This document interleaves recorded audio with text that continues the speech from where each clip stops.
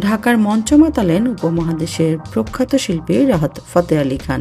রাজধানীর আর্মি স্টেডিয়ামে Echoes of revolution কনসার্টে সুরের জাদুতে দর্শকদের মাতোয়ারা করলেন এই শিল্পী।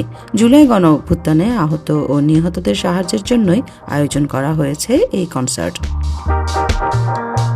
শনিবার বিকেল 4টার দিকে ব্যান্ড সিলসিলার কাওয়ালি গানের মাধ্যমে কনসার্টটি শুরু হয়।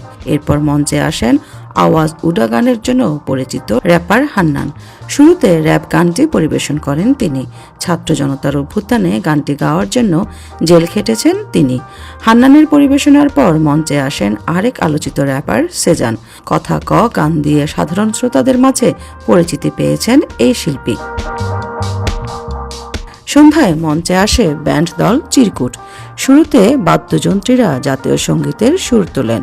স্টেডিয়ামে দর্শকের আসনে বসে থাকা শ্রোতারা জাতীয় সঙ্গীতের প্রতি সম্মান জানিয়ে দাঁড়িয়ে পড়েন। এরপর দেশাত্মবোধক গান ধন ধান্য পুষ্প ভরা দিয়ে পরিবেশনা শুরু করেন ব্যান্ডের ভোকালিস্ট সুমি। এরপর হাজারো দর্শকের অপেক্ষার অবসান ঘটিয়ে মঞ্চে আসেন উপমহাদেশের প্রখ্যাত সঙ্গীত শিল্পী রাহাত ফতেহ আলী খান। শীতের রাতকে উষ্ণতার চাদরে ঢেকে দিলেন তিনি তার সুরের জাদুতে।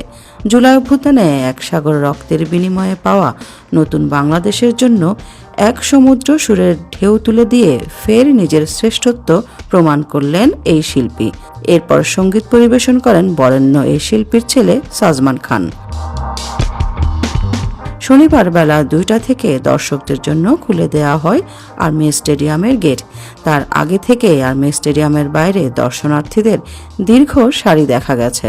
সময় বাড়ার সঙ্গে সঙ্গে শ্রোতা আর দর্শকদের উপস্থিতিও বাড়তে থাকে আর সুরের মূর্ছনা ছড়িয়ে পড়ে স্টেডিয়াম জুড়ে।